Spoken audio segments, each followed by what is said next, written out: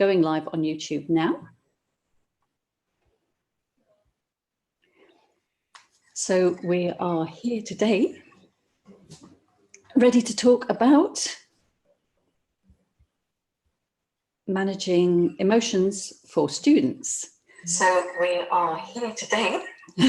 That's the YouTube. Ready to talk. Okay, right, now we're back on here. I nearly pressed the end meeting button then by mistake. Yes, you are on twice. How peculiar. Is somebody in your house watching from somewhere else? I don't think so, because I think... Well, they shouldn't be able to get on here either, though. No, how strange. Never had that happen before. Okay. There's two versions of me. So it's 10 o'clock, we'll get started, and I'm here today with Sarie Taylor to talk about managing emotions for students, because I think that's a really big thing. I think a lot of students, not everyone, but a lot of students are really struggling with their emotions. So yeah, okay. Where should we go from here? I suppose we could start with, it's funny because when you sort of said the title and, you know, is this what we can discuss? Straight away, I had loads of thoughts about that title, which, you know, and then I thought, well, I'm not sure I like that title, or I'm not sure. And then I thought, actually, no, it's great because it's a great starting point as to how I see things, I suppose. In that managing, when I was a psychotherapist, well, I still am, I'm a trained psychotherapist, and then I came across the 3 principles. And the more I explored that, the more I realized I just can't keep working as a psychotherapist the way that I am, because my whole perception and view had changed on a lot of things. And also my own life had changed on a personal level drastically with the 3 principles. So I kind of went from having a really busy, thriving psychotherapy practice to literally starting again from ground, you know, up. And so managing emotions was a huge part of what I did as a psychotherapist, and that's what I would call it, you know, regulating our feelings, managing our emotions. And then interestingly, when I saw that title, which would have been a really common title for me historically, straight away I went to a place of, well, we can't manage our emotions. And then I was thinking, well, okay, so if we can't manage them because we're experiencing them, they're not, the more we try to manage them, which was what I was trying to do for many, many years, that can also then create a cycle of, you know, more overthinking and more distress. And so I was thinking, well, what is it? If we're not managing it, we're experiencing them. And for me, the key now is understanding them. Mm-hmm. Because the more we understand them, the less they actually are seen to be needing to be managed, if that makes sense. Absolutely. I just to go back a little though, yeah. Most of the people listening to this haven't heard of the 3 principles. Okay. Don't know what the 3 principles are, and won't understand probably why you say we can't manage emotions. Okay. Brilliant. Right, so that's partly why we're doing this, is because lots of people are looking for how to manage emotions and don't realize that we can't actually. Okay, fantastic. Okay, that's good to know. So, okay, so when we have feelings, they don't just come from nowhere. They come from our thoughts. Every second, every minute, every hour of every day, we're experiencing our reality through our thinking. And that reality that we're then creating, part of that is our feelings. You know, also the sensations, the physical manifestations, the physical things you feel in your body is all then a part of it. Now, what can happen is I suppose if I give an example of how I was trying to manage my emotions for so long, and then how I see it now, that might be an easy way to do it. In that, when I was a student myself, I'd been to school, obviously, then 6th form, and then went to university. And actually, I didn't really know, for example, what anxiety was then. I didn't really feel that I experienced any extreme emotions, should we say. And then I got to my early 20s, and from literally out of the blue, out of nowhere, I ended up within about 3 weeks being completely housebound and ending up spending a month in hospital with severe anxiety. That's how it appeared at the time. And when I look back now, obviously I had lots of emotions, because we all do. It's part of being human, and there's no getting away from that. But I think what I used to do is manage them through doing things, through my behaviour. So it would be, you know, lots of students will talk about, when I've seen students one-to-one, it would be things like, I just can't seem to get my head around doing my studies, and the more I think about it, the more I just end up sitting and not doing anything, and then I'm worried that I'm going to fail my exams, and all of this cycle. And often what people are seeing their feelings as a problem that they then need to solve by doing something, where actually the more we kind of see ourselves as having a problem with our feelings as such. You know, feelings are normal. If you're doing exams, it's completely normal to have thoughts about that, and to have nerves about, you know, or a bit of what if this happens, what if that, you know, that's really quite normal as a human being to experience those. But yet what I find is a lot of people in that situation, it's like they want to go through that scenario perfectly. They want the nerves out the way. They don't want to experience them. They feel like somehow having feelings about it is them not performing at their best, when actually to expect yourself to not have any feelings, to not have any thoughts about the situation, it's like asking yourself to not be human, really. We can get so caught up in that trap of, as I was for many, many years, of, so how do I stop these overwhelming feelings? I was so scared of my feelings, and yet what I now know is that they're really important and really valid. And instead of trying to battle against them and trying to get rid of them, I need to listen to them, because they're telling me something really important. Okay, so when you say they're telling you something important, what are they telling you? Because the reason I'm asking that is because that's what when I was a psychotherapist, I also believed that my uncomfortable feelings meant something important, and I must take notice of them, and I must do something about them. That I used to think that they meant something's wrong here, and I need to do something about it. Yeah. And the biggest thing, the biggest insight that I had, the first thing that I learned when I came across this understanding was that they don't mean that at all. Yes, they mean something. They mean that I'm having an uncomfortable thought, right? But not that I need to do something about it, or that, see, I used to think that in my relationships, for example, if I was feeling unhappy one day, if I was feeling unhappy in my relationship, even if I felt happy the day before, it meant something important. It meant that there must be something wrong in this relationship, and I must do something about it. And it might mean he was doing something wrong, or I was with the wrong person, and I would put more thoughts on top of that. You know, I would interpret that thought as meaning something else, and make meanings out of it that only made me feel even worse. You know? So when I'm saying it's telling me something, in a way, it is, but what it's telling me now is something much more simplistic than what I used to think it was telling me, which is like lots of layers of stuff. Is it my partner? Is it my work? Do I need to leave my job? Do I need to do all of this? Where actually now what it's telling me is I've got a load of thinking going on. I've got a whole load of thinking about something going on that isn't benefiting me in any way. And it's almost like, so again, for me, it's like one of the things I say all the time is I really think we massively overcomplicate mental health, and actually it's really quite simplistic. And so I love, you're saying people that don't know the 3 principles on here, but the 3 principles are something that if you, I suppose, originated from Sydney Banks, or the first person to start to sort of explain them in this way. And I love the example that he gives about like our brain being a computer, and what we put into that is what we get out. And he explains that our thoughts are like discs. I mean, it's a bit more old school because, it was a while ago. So he was talking about discs in computers, and, we're putting the discs in, which are the thoughts, and then we're getting out of that what we're putting in, basically. And I really like that he describes feelings in that way, as the feelings are like your virus detector. Yeah.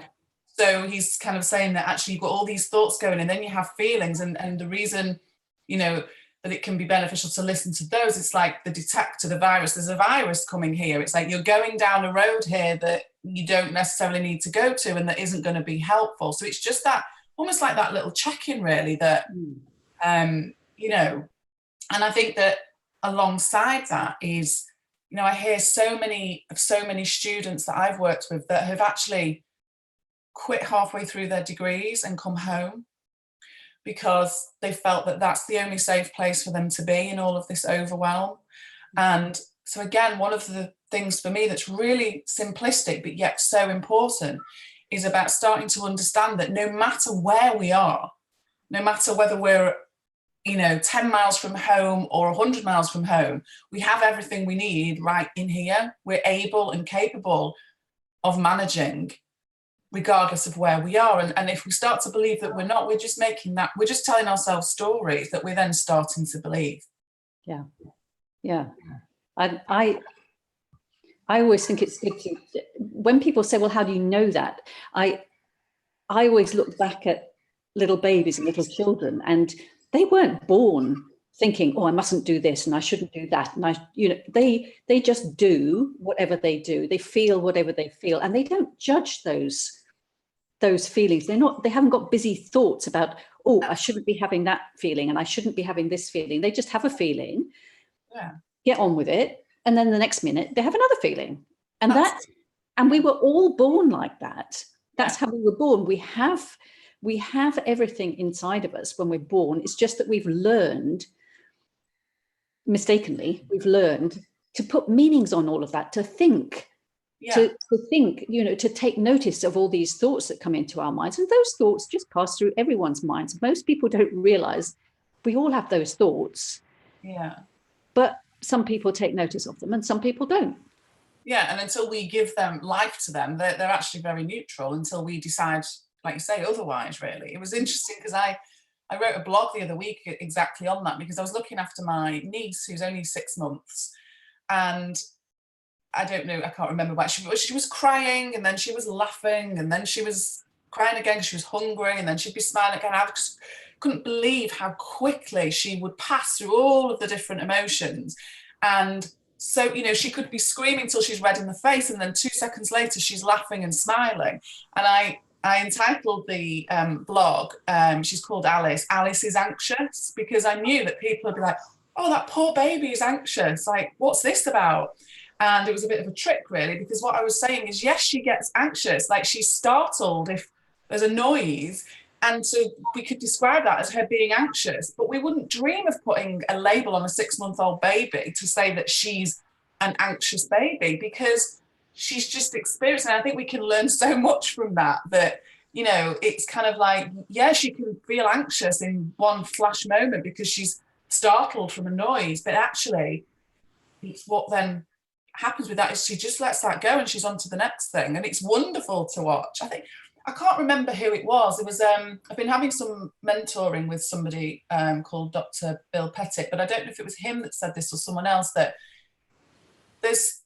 someone wrote once to say that actually all of us can have the beginning of a panic attack about 4 times a day. Mm-hmm. And yet they wouldn't even know, because they don't take it any further than that initial startled shock, panic, fight or flight, and then it passes and it continues.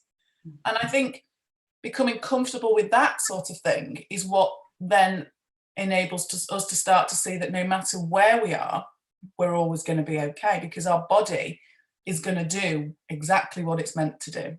That's right.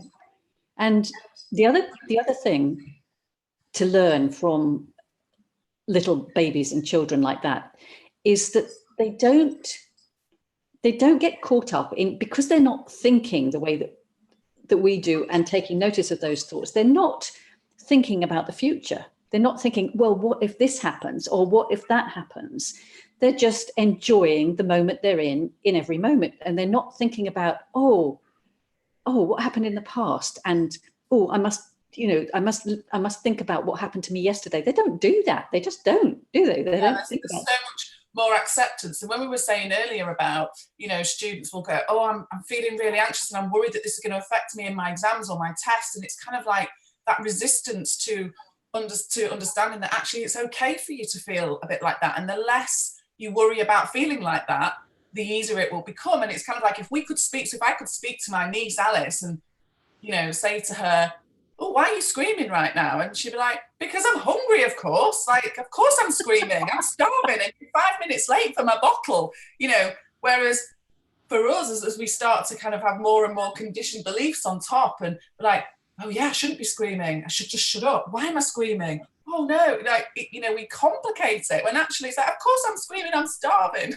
You know, and it's like, of course you've got a load of thinking. You've got 6 or 7 or 8 or more exams to balance all at once. It's okay to feel overwhelmed at times, but it's about that trusting and knowing that it's only ever temporary.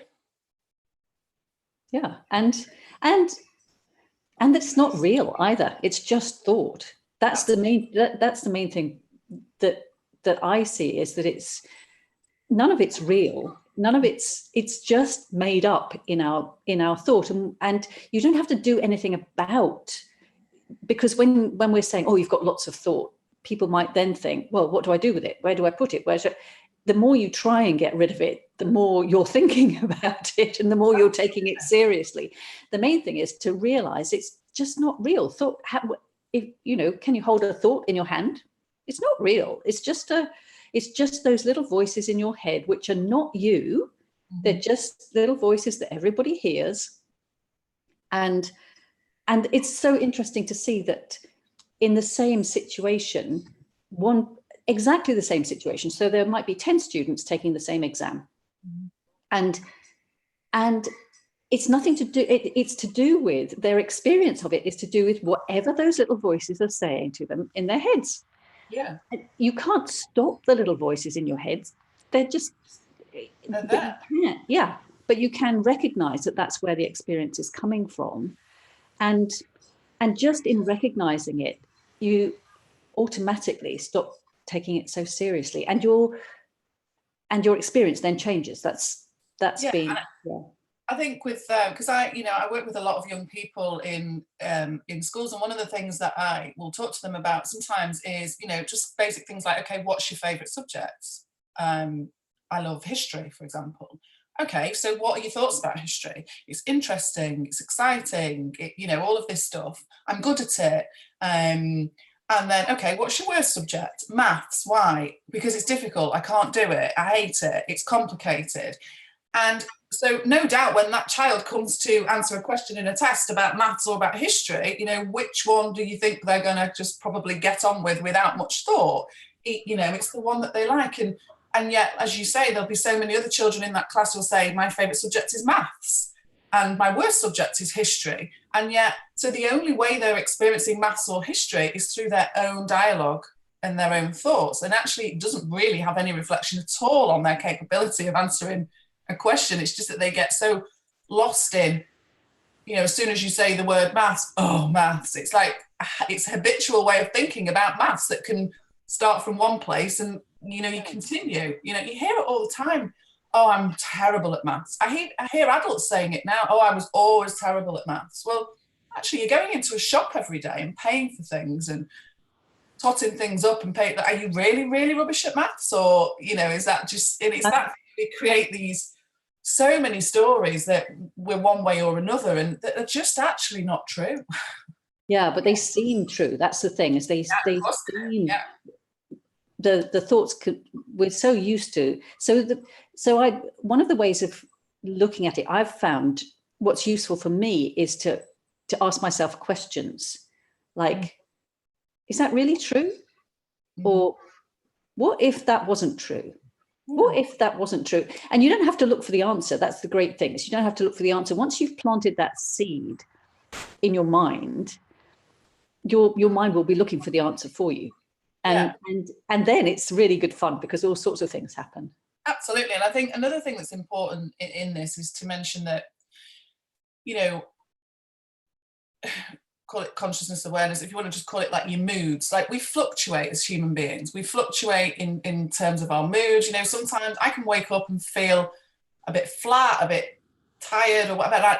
There's no particular rhyme or reason for it. I don't need to know why. It just is what it is. And I suppose they're the times where, you know, if you've just spent 5 hours studying for your maths exam and then you're feeling rotten about it, and then, you know, someone's trying to convince you at that moment that you're really good at it, it's kind of like the most pointless exercise ever, because you're almost in that hole of, you know, strong belief that you are rubbish at maths, when actually that, again, always naturally passes on its own. And so it's almost like trying to solve that problem whilst you're so deep in it that it becomes almost more unhelpful. I've had it with children where I've noticed, you know, I can try and encourage them to see something from another perspective, or, okay, well, you know, as we're saying then, like, do you not use money in a shop? And do you not, you know, and, oh, actually, yeah, that is numbers. And they start to see it, a bigger picture. But there are times where they will argue literally to the death about no. And they're so rigid.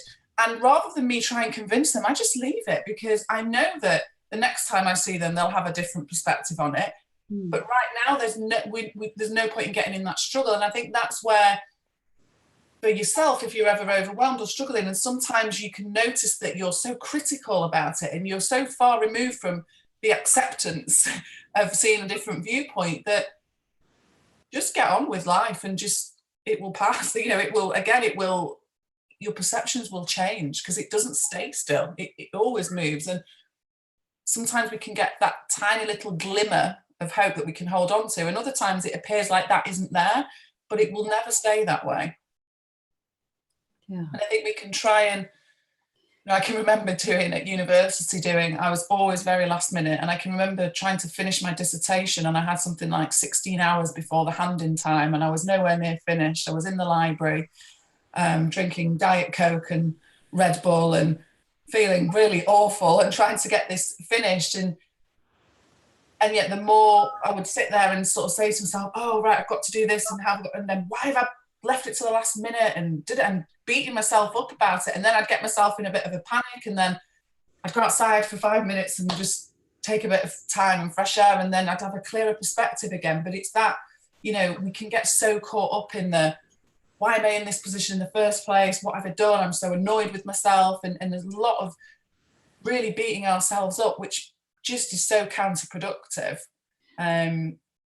Yeah, that just reminded me, that's a very good time to, that's a really good example of where feelings are telling you something. So, because I've started noticing that recently, because my habit was to work, you know, keep at it and keep at it and keep at it. Like you just said, you know, I've got to get this done. I've got to get it done. I've got to get it done. And I know that I actually know that if I took a break and went and had a walk around and relaxed in that way for 5 minutes, I would be much fresher and I would be able to get on with it much better. But I couldn't, because my thinking was telling me, no, you've got to carry on. Would make me, you know, I would be making myself feel guilty if I took the slightest break. And actually that's total. So your feelings, if you start noticing, which is what I've started to do, is if I start noticing that I'm feeling uncomfortable, like, for example, when I've been doing this program, I'm organizing 100 speakers over 2 months, right? So there's a lot to do practically to do that. And most of the time I'm really enjoying it, and I'm really enjoying, and then sometimes I suddenly notice, oh, I'm getting a headache and I'm really feeling tense, and I'm like, hang on a minute, what's that about? Because this is supposed to be fun, you know. And then when I notice that I'm starting to get into my old ways of, I must do this now, and I've got all this to do, and I must keep doing it. Those feelings now, I know, are what you said before, are telling me I'm listening to a whole lot of unnecessary thinking. I'm listening to a whole lot of thinking that's not good for me. It's telling me that I need to do it in a certain way. And it's just not true. It's just not true. Yeah, it's your virus warning detector. Absolutely.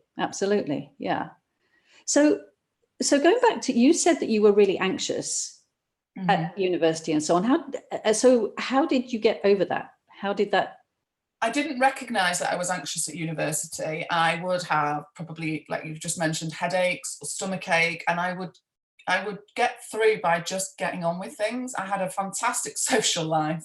I would go out a lot, I would drink, and I would I just kind of got on with it, really. I didn't do as well as what I was capable of, but I didn't, I don't look back on that, actually, funnily enough, and regret it, because I did have a wonderful experience at university. I met my husband, who I've now been with 20 years, and so there's lots of wonderful things that came from it as a side effect. But when it seemed to really come out of the blue for me, the anxiety, so when you were saying a minute ago that you will start to notice, what I used to do is, the way I used to believe my anxiety worked is that it was something that just happened to me. I wasn't creating it from the inside. It was external things would affect me, and there was nothing I could do about that. At one stage, I believed I was just born with anxiety, which I now know not to be true, because it's gone. Not completely, but it's very different. And so I would have patterns where I would build up, and I know now that my adrenaline levels and my stress hormone levels were constantly building and building and building, and then I would burn out. So I would burn out so much that I would literally check out of life for 3 months. I wouldn't want to be around people. I wouldn't work. I wouldn't eat. I would always lose about 2 stone in weight. It was like I was checking out. And so what I used to do, what I notice now, is I would almost start to feel those symptoms coming.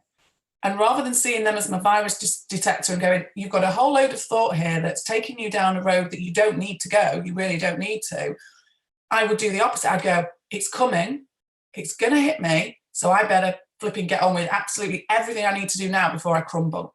And I would step it up a gear.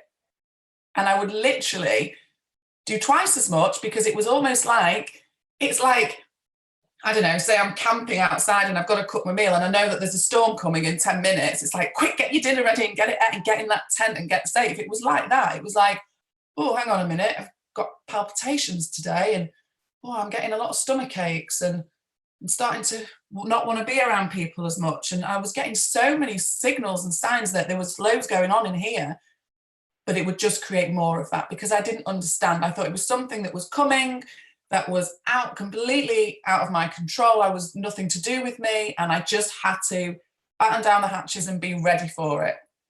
I would almost pre-warn my family around, I'm probably going to be really bad for a couple of months. It was, the stories I would create were phenomenal. Like, they'd make a good book.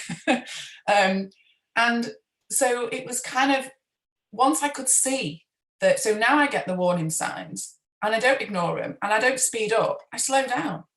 And at one time, if someone had said that to me in the past, I'd say, I can't slow down, I've got all this to do. I can't slow down, I've got an exam on this day.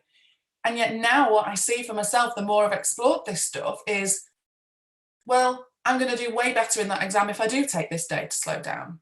Even though there's a part of me telling myself I haven't got the time, now I have to make the time, because it is the difference between me being successful or not. And the more, it's interesting, because working for myself, for example, I used to work so hard at it, and don't get me wrong, I still work hard at it, but I can take time off. I can take time to slow down, and I can do it from a calmer space. And actually, my business has never been so successful. And I don't think that's a coincidence. I think that's because I don't go into a complete panic about what I should be doing, shouldn't be doing, and all of that sort of stuff. So it's, that pattern for me was very much, it was kind of like, all right, the storm is on its way, get yourself sorted, don't leave anything, to chance. Yeah, isn't it interesting though, that even then you knew that it was a passing storm, even though it might last for 3 months. You knew, part of you knew even then that once you did that, once you slowed down, it would pass, it would go away. Yeah. Whereas a lot of people are not listening to that part of think that it's not going to pass. This is it, and it's going to stay like that, when it never does. No, and another thing that's really interesting, I was talking to Bill Pettit about this the other day, is what I also look back now, I used to, after I'd spent that month in the Priory Hospital, which that's a whole other story, but I was quite heavily medicated when I was in there. And then when I came out, I was still heavily medicated, quite institutionalized, and still at a complete loss as to anything that was going on. But I thought, I'm going to have to somehow build my life back up here. And so what I would do is, but actually, interestingly, I just thought something else then. When I was in the Priory, when we're talking about just knowing that we'll be okay no matter what I always found really fascinating looking back was there was around tea time, at sort of, we'd have tea around 6 o'clock, and it was very rigid. It was like we all go for tea together and we all sit down together and we have to have tea, and those that don't really feel like eating have to eat. And it was all very structured and all of that sort of stuff. And then the only time that wasn't that structured was the time where everybody went to have their cigarettes afterwards. And I didn't smoke, but it was the times where you could still smoke inside. There was a smoking room. So it was like a conservatory on the back of the building where everybody would go to smoke. So everybody that was for alcohol and drugs was upstairs. All the anxious and depressed people were downstairs, which was me. And we would all congregate in this one space around that same time for the people to have their cigarettes. And even though I didn't smoke, I was drawn to that room, and I would go and sit in there, hating the smell of smoke, because that was the time that I valued the most. And when I look back, there was so much wellness in that room for that hour or two. I probably never laughed so much in my whole entire life as I did in that time. I built the most amazing connections with people, because we all there was a time where it was like the structure was gone, the idea that we're patients was gone, and we just all sat in there and had, honestly, the time of our lives. And when I look back now, I find it really funny, because what would happen is someone would come in at 10 o'clock and we'd literally sit there for hours, and they go, right, medication time, and we'd all become ill again. The laughter would stop, all the aches and pains. I can remember taking my medication, going back into my room, lying in bed, and the room would be spinning with just sheer anxiety and dread, and then I would cry myself to sleep. Yet for 3 hours I've sat and I've laughed, and it's almost like suddenly, oh yeah, remember, you're not well, you're in the Priory, you go out to have your medication, come on, you nutter, get yourself back in your room. And my thoughts about myself would switch instantly and all the feelings would come back. And I also remember we were allowed out occasionally if we were well behaved, and we built these friendships, and one guy said, come to my flat, my partner will make us a nice meal. So there was 4 of us that went, and we went in a taxi. Funnily enough, no anxiety whatsoever, given that I was in there because I was anxious and wouldn't leave the house. Now I'm in a taxi going to a stranger's house pretty much to have a meal with no feelings whatsoever. So we went and we had this meal, and we had to be back at a certain time for 10 o'clock for our medication. And we were about 10 minutes late, and all the staff were in a panic.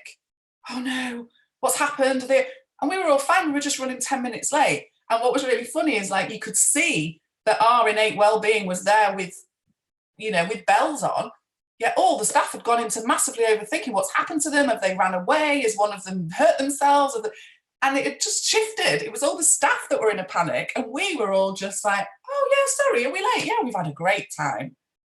And it's funny because for months after leaving the Priory, I would say, well, years, it was the worst time of my life. It was horrendous. But now, knowing what I know now about how all of this stuff works, I look back and see, actually, it wasn't as bad as I thought it was.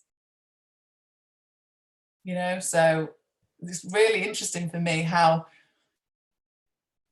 and that's what I'm saying when we're saying no matter where we are or what situation we're in, we've always got access to that okayness. And I looking back now, I can see it. It was there every day for 3 or 4 hours. I just didn't allow myself to really see it. Yeah. And also, everybody else around me wasn't bought into seeing my innate well-being. Everybody was worrying about me and how bad I was. And, even if I had an hour where I was like, oh, I'm okay, it'd be like, are you sure you're okay? Oh, maybe I'm not, Yeah, I've had that same experience. I'm sure we all have. In fact, that's something that if you are struggling, if anyone that's watching is struggling with emotions, then it would be really interesting to notice, to think, oh, well, I wonder when I'm going to notice and when we say innate well-being, that's we are, like we were talking about the babies and the small children before, we are born that way. We are born completely well and with all the resources we need to stay well and to be well. And it shows up just like that, even when we think we're really depressed or we think we're really anxious. There are still, just look for even a little moment in your life, in your day, when something's happening like that. My example was when after my husband left, when I was in my 20s, I was determined to be depressed. I was determined to be depressed, to show him how miserable I was and how much I loved him because of that, and I was pretty unhappy. I had suicidal thoughts. I was really miserable, but at the same time, I decided to learn to sail, because it was something I thought to myself, right, I've got to do something to take me out of this. I've got to do something to take me out of this. And I decided that I'd always wanted to sail in my life. So I went and learned to sail. And I can remember vividly driving home one day from my day out sailing, singing along in the car to feeling really, really good because I'd been sailing for the day, and thinking to myself, hang on a minute, I can't be feeling happy because I'm depressed. It's the same thing, it's like, and it's really interesting that our wisdom does speak to us and does say, look, this is really who you are. This is really who you are. But then those little voices go, no, that's not real. That's not real. But it is. That's what's real. Yeah. And the other thing that I notice more and more now that I understand how things work too, is when I get my best ideas and when other people get their best ideas, which is not when I'm busy trying, I must stay with this and I must concentrate on it and I must focus on it. That's not where our best ideas come from. And if you look to see, when do I get my best ideas? And so many people said, mine I tend to get when I'm in the shower. Always when I'm in the shower, so much stuff comes to me because I'm not thinking about anything. I'm just having a nice time in the shower, and I get so many good ideas. And yet when I was busy studying and I've got to do this and I've got to get it done by this time, I would tell myself I hadn't even got time for a shower, which is crazy. All the ideas you'll be missing out on. Yeah. Or mine come just before I fall asleep. Right. As I said, always come just before I go to sleep. Or sometimes when I'm in a semi-sleep, I'm starting to drift off. But funnily enough, what I used to do is I used to go, oh, I won't remember that. So I'd kind of wake myself up, send myself an email or write it down. And then I'm awake and my mind's going a million miles an hour, like exploring it all. So now what I just say to myself is, if it's that great an idea, it'll come back to me tomorrow. And if it doesn't, it's not meant to be. And people, that's right. But I mean, those ideas are there. That wisdom is there for us all the time, and it's always trying to give us messages. It's just that sometimes and if we're more open to it, now that I'm more open to hearing that, I do hear the ideas more of the time, and I do allow myself, like even this morning, getting ready for this this morning, I was starting to get, I must do this and I must do that. And I was like, it's a gorgeous day outside. Just go and walk around the garden and look at the garden and have, and which is what I did. And it's much easier than, as you say, planning for it doesn't work, because you never know what's going to happen in the moment anyway. Yeah. So, one of the examples I use quite often with some of my clients is, and kind of the way I used to see, particularly with anxiety, and I suppose it worked the same way for anything, that it's as if what I used to do all of the time in a way is, it's as if somebody said to me, right, Sarie, you're going away for a month. We're not telling you where you're going. You don't know whether it's in your country or away. You don't know whether it's hot, cold. We're not going to tell you what you're doing when you get there. You have one case, and then you cannot access anything else when you get there. So pack that case. And it would be like, oh my word, I probably get to the point where I'm not going, because I can't even contemplate all of those unknowns. I'm not going. And in a way, particularly at anxious times for me, what I was doing is I was constantly packing for that holiday, packing for that unknown. What if this, what if that, what? And actually, I had no idea of knowing what was to come, you know, and it's that almost like the stress of the packing destroys the final destination, because I'm already so worked up by the time I've got there that, you know, I'm not listening to that sort of innate wisdom that's just saying, well, whatever happens, you'll figure something out, you know. And it was like that, constantly packing for that mystery tour that, you know, never happened. I never got the call for it. And it was like constantly planning for it. Yeah, and that's mostly what anxiety is about, isn't it? It's about busy listening to thoughts about what might happen sometime in the future, and it's not happening now. It's not happening now. It's and it becomes then, for what a lot of people, and certainly did for me, it becomes being anxious of the anxiety. There's not actually anything. The amount of times, you know, really supportive, loving family and friends have said to me, but what is it that's troubling you? And I'm like, nothing, because there wasn't anything.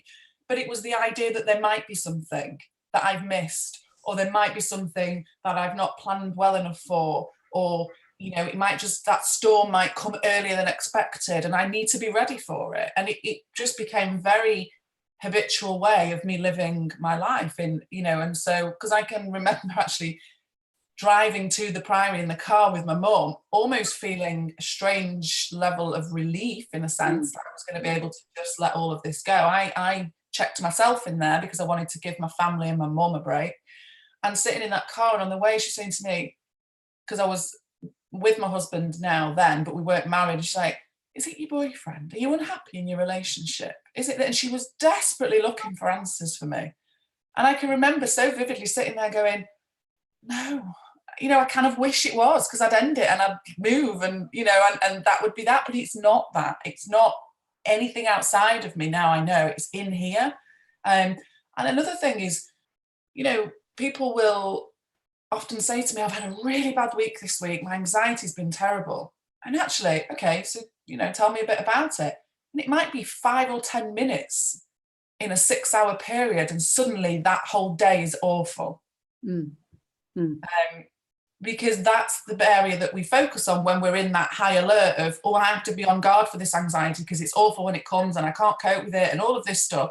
So it's like when we see it as this huge thing, when actually it can be literally minutes in a day. Yeah. That just reminded me of when, before I understood where our thoughts and feelings were coming from, when I was, I was trained as a conventional psychotherapist, and I wasn't impressed with the results I was getting. And so I'd gone and done some NLP training. And one of the biggest things that I used and found helpful was getting people to ask questions that would open them up to seeing what else was possible. Now, I didn't know that's what I was doing at the time. In a way, it was so the first lady I taught to do this, she'd had an awful life, and really stressful. She'd been abused as a child, and she'd been abused by her husband, and she was in a job where she was getting abused every day as well. So doing conventional psychotherapy, as you can imagine, wasn't fun, because we were thinking about all of that stuff all of the time, and that just made her worse. So I had never seen her smile. And when I taught her to ask questions, so I said to her, what I'd like you to do is this is before I knew you didn't need techniques, but actually asking questions is quite helpful. So I said to her, I would like you to every morning ask 5 questions that are going to set you up for the sort of day that you would like to have. So you think about, what am I worried about in that day? I'm worried that I'm not going to enjoy that meeting that I'm going to, or I'm not going to be able to get such and such done. And I would just say to her, well, just ask yourself, I wonder how I'm going to notice that happening. I wonder how I'm going to notice that I'm really enjoying that meeting, or I wonder how I'm going to notice, or something even better, right? So she would ask these 5 questions, and the following week she came back, she was laughing. I'd never seen anything like it. She was laughing. And she said, it really worked. I really started noticing something different. And she said, in fact, the thing that I noticed the most was I came out of work one day and there was bird shit all down my car. And I thought, I bet that bird feels better for that. I bet it does. It was just a completely different thought, because she was experiencing a completely different thought and she was listening to a completely different thought. Now, I didn't understand that's what was working at the time. Yeah. But the funny thing was that the second person that I had do this, he was really, really depressed. And when he came back the second week, it just reminded me of what you said, because he told me about, I said, well, how's it gone? Oh, and I said, well, did you have some good times during the week? No, he was supposed to be looking for these things. Then he told me about his, and he hadn't noticed any difference. But when he told me what had actually happened, he'd had loads of good things happen. He just hadn't noticed them. He just had not noticed them. It was, so I changed the questions to, I wonder how I'm going to notice this happening. And then he did. It's everything's how we perceive it, isn't it? It's literally every single, and one of the things when you were saying about laughter, because when we're so fixated on how broken we are or how overwhelmed we are, what we forget about is the essence of what we're made of, which is this love and contentment and all of that sort of, that nice stuff, that nice feeling. And when we're so hell-bent on fixing ourselves, it's like there's no space for that, or we forget that it's even there and accessible. And it's interesting you say that, because one of the most effective things that, for example, I had with a young person around sort of 9-10 years of age, is when I can see them getting so caught up in their thinking, is we'll literally just go, I'll just say, have you got any good jokes? Yeah. Let's have a joke. I call it a joke off. Let's swap jokes and see who's the funniest. And just for 10 minutes, and their parents are paying me for this session, and they may, if they sat there, think, am I paying this woman to sit and swap jokes with my child? And they may get really frustrated, because in their head they want me to fix this child, and how is that going to fix them?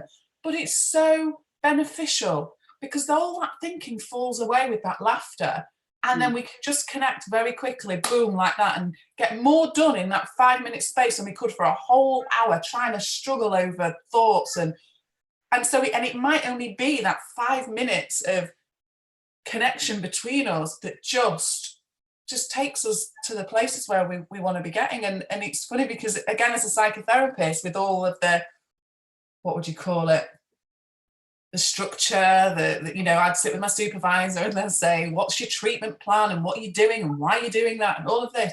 And actually now it makes me smile, because I'm getting better results by swapping jokes with young people.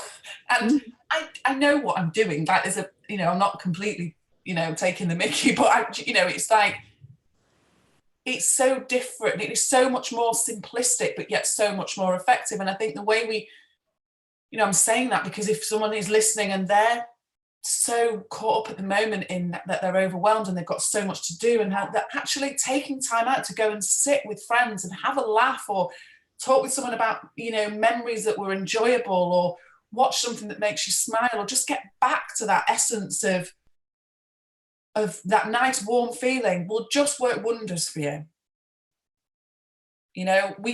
We can have both alongside each other. And again, I know when I was anxious, it was like, I don't have time for anything else. I'm just focusing on this at the moment. There's no space for anything else. This is anxiety fixing time. And yeah, like that example in the Priory, the times that were the most beneficial for me in there. And if the only thing I take away from there now is that time where everything fell away.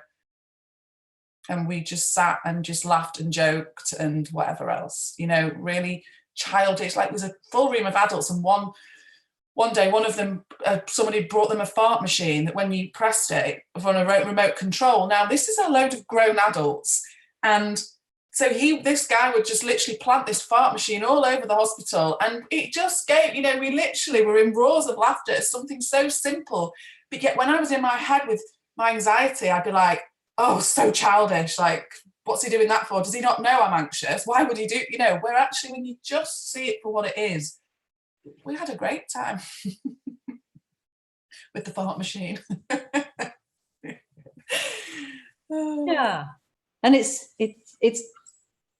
just really about realizing that we are far more than just a human body and just this brain that we've got, that that we actually are, that we actually have this energy living through us, and that's where all the wisdom comes from, that we have wisdom, never mind intelligence. It's like that there's a big, for me, that was a big thing too, because I struggled, number one, because I was told I was dyslexic. And so it was, you know, hard to read, or it took me a long time to read things. So I thought I had to sit and I had to study.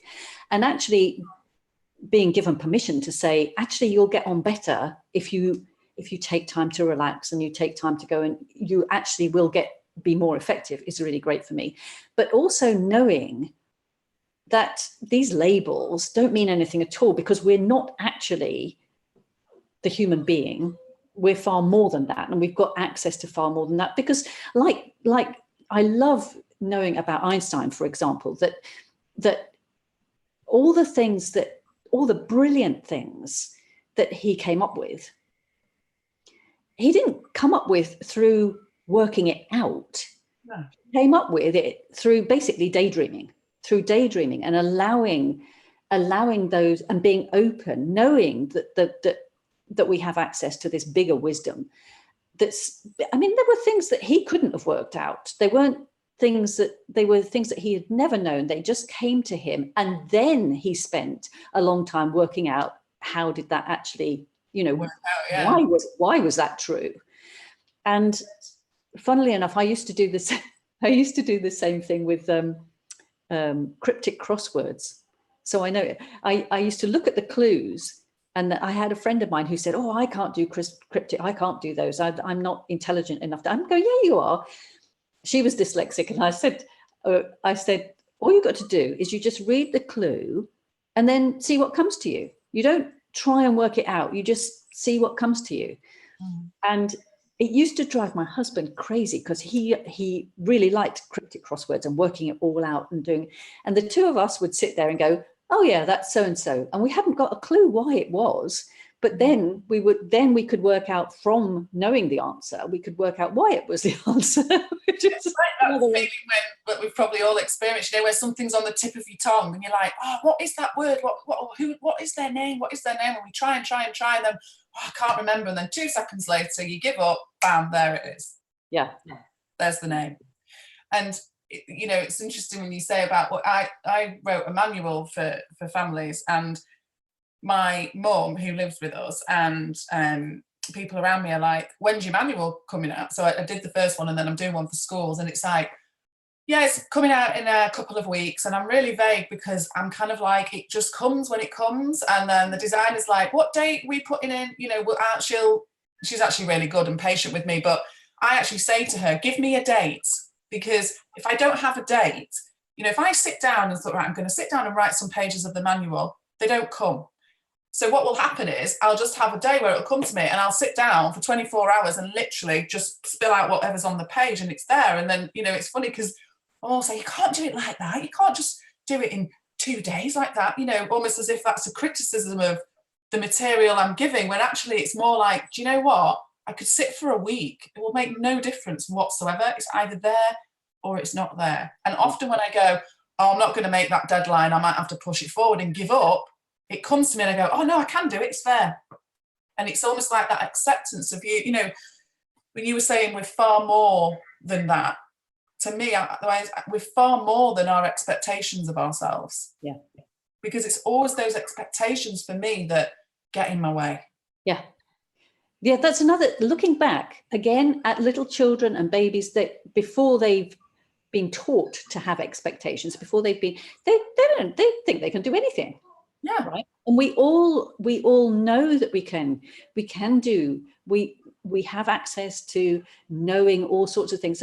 So even we don't have to listen to all those thoughts anymore that say, "Oh, you can't do this and you can't do that and you shouldn't do this and you shouldn't do that." They'll keep coming, but we don't have to listen to them. And the interesting thing to me is to say, well, if I didn't listen to that, if I, once you start noticing that those are not you, that their voice is talking to you, and that they're the same things that lots of people hear, once you start noticing that, you can start asking yourself, well, what if I didn't listen to that? What if I didn't listen to that? And what if that's not true?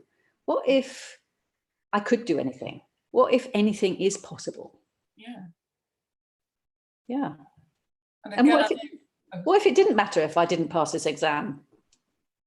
yeah, and it's one of the big things that always comes up is like people worrying about what other people will think, and I don't want them to think badly of me. And I always quite like saying, well, what if they did? They're allowed. Yeah. Nothing to do with you. That was another blog I wrote not long ago about other people's thoughts about you are absolutely none of your business. And you can't control them. So, No, there's no point. There's just absolutely no point. And I think I talk a lot about my sister she's a diabetic specialist nurse, and she's got type 1 diabetes herself as well. And she has she was diagnosed quite late for type 1 in her mid-20s, and ended up in a coma with her diagnosis. She was really poorly, so quite a lot of damage had been done without knowing over the years. And so she has all sorts of symptoms and side effects, and it's awful. And yet, in my throes of anxiety, if I would get slightly dizzy or feel my body was a little bit off, it would spiral, because I'd be like, oh, why do I feel dizzy and what's going on? And I didn't have any trust really in that my body was working exactly as it should be. And yet I see her having, she's tidying up the house or whatever she's doing, and then she'll have a hypo and she'll get really shaky and she'll feel dizzy. And she does, just without any thought at all, she just goes, oh, I'm having a hypo. So she'll do whatever she needs to do. She'll sit down, she'll let it pass, and then next minute she's hoovering again. Now, in my throes of anxiety, I know that my symptoms were nowhere near as bad as hers. And yet, even a quarter of what she was feeling, I would feel in my body, think, oh no, what have I got to do? I've got to go to bed now. This is awful, and it's going to get worse, and and get the difference in the way we would both deal with those situations. Because to her, it's like, well, it's part of my body's telling me what I need to do, which is sit down and sort out my sugar levels. And then she gets on with it. And she's fantastic in that sense. And I think, but sometimes to see people like that can remind us of, we don't have to wake up and remind ourselves to breathe, or for us to go, come on, heart, are you ticking? Come on. It just all does it by itself. And again, it's like, I've been in schools before or with young people where people have told them anxiety is the monster, and tell it off, and it's like it's on your shoulder, and tell it to go away, and all of this stuff, as if it's like something that we have to resist. And it kind of pains me a bit, because I'm like, no, don't resist it, because it's going to make it worse. And one of the things I put in the manual that I hear so often is, it's like our body is doing what we're instructing it to do. So if we're sending a load of thoughts to our brain that we're not going to make the deadline, we're not going to pass this test, and it's really awful, and I'm never going to get a job, and I'll be out on the streets, and wherever you want to take it in your head, you're sending a signal to your brain that's going, danger, there's danger here. It's like, I like to call it like your own internal 999 system. You're picking up the phone and going, emergency services, help. And so your body is going, right, okay, we'll sort that. We'll get you ready to do whatever it is you need to do. That part of your brain can't work out, oh, no, you're just overthinking this. Don't worry about it. Your body just regulates your temperature, your heart rate. It does everything. And so often it's kind of like your body's doing exactly what it's told to do. So I always see it like, it's like saying to a friend, or it's like me saying to my daughter, can you go make your mum a cup of tea? And then she brings me the cup of tea, and I'm like, what on earth have you brought me that for? What have you done that for? And that's what we're doing half the time of anxiety. It's like we're sending messages to our brain that we're in danger, and then we're getting really cross with it for reacting how it should. And that's the ongoing battle a lot of the time, is this, it's doing what it should. We don't need to resist it. It's kind of like, for me, if I have the physical symptoms now, I go, to me, it's almost like I've set off my blooming emergency alarm again, haven't I? Just let it reset. Whereas before I'd be like, oh, what's going on? What's happening? This is going to get worse. I'm never going to get this done now. And now I just almost a bit tongue-in-cheek to myself, like, oh, for goodness sake, you've set your alarms off. Yeah. That's a really good way of looking at it. Yeah, I like that. Yeah, I like it as my, kind of call it it's the internal 999. It's like, sometimes I'll ring the 999 and I'll be like, which service do you want? All of them.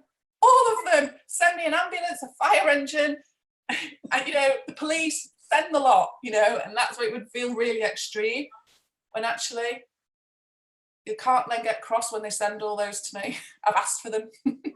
Yeah. Yeah. And even though I might realise, I'm sure people have ordered ambulances, ordered like a takeaway, or rang for ambulances, and then I've done it myself with my daughter, and then by the time they've come, it seems to have settled. And yeah, I could beat myself up about that, but I did what felt right at the time, and it's settled, and that's okay. It's like, again, if you set off your own internal emergency system like I do, you don't need to then beat yourself up for it. In that moment, you felt you needed it. In that moment, you needed that ambulance. You felt you needed it. The fact that you actually didn't is, it doesn't matter.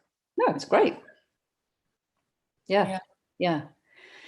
So I'm just thinking, we haven't asked if anyone would like to, I didn't say at the beginning, if anyone would like to ask questions, then you're quite welcome to type into the chat box or to put your hand up.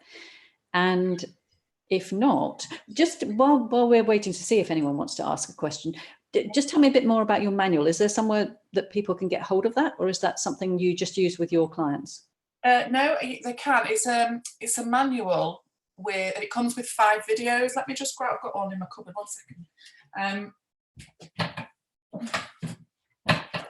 It comes with 5 videos with a bit further explanation of some of the. So there's parts. This is it here. So there's parts in it where there'll be, I don't know, a little symbol like there, a little play symbol. Right. And that means that there's a video that goes alongside it, because I suppose the thing about some of this stuff is, although it's not a strategy of like follow X, Y, and Z and you will feel wonderful, it's more me just explaining a bit like we've done some scenarios and examples. And so I found it quite hard sometimes to put it in words in a book. So that's why I did the videos alongside it. Okay. And although this is for families, I'm doing one at the moment for schools, which is nearly finished, and then an adult over 18s version. Oh, okay, great. Which is a bit more about my story and a bit no holds barred that probably children wouldn't want to be reading. Okay, so where does that manual come from? You can get it on my website. On your website. I'm probably more active anywhere on Facebook than anywhere else on my social media pages, which is Coaching Healthy Minds with Sarie Taylor. All the links are on the website anyway. Or anyone can feel free to message me anytime. I'm always on there. I'm a social media addict. Okay, and you have your own page on thesecretofeverything.com with all your links. Okay. Anyway. So if anyone's looking, they can go to the website and just click on any of your links to find you in any case. So great. I just wondered if your book was available through there, or if I needed to put another link for it, but that's fine if it's available through there too. Yeah. Good, that's brilliant. Thank you very much for that.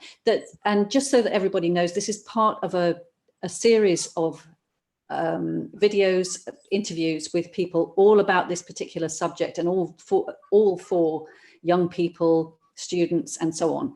So if you've got any questions, you can post them underneath the video, which is now live on YouTube. Mm-hmm. Or you can come to the website and get hold of us that way, or you can email us too. You'll find a way to do that on the website too. So that's thesecretofeverything.com and The Secret of Everything at YouTube, as you'll see on the live webinar. So thanks very much for that. Sorry. It's nice. I like just generally just talking. As people on my page will know, I'm forever talking. I go online, I say, just popping on to do a quick 2-minute video, 45 minutes later. I don't know. Fine. Yeah, okay. Thank you very much. Thank you very much. And I'll see you again soon. Okay, bye. Thanks, everyone.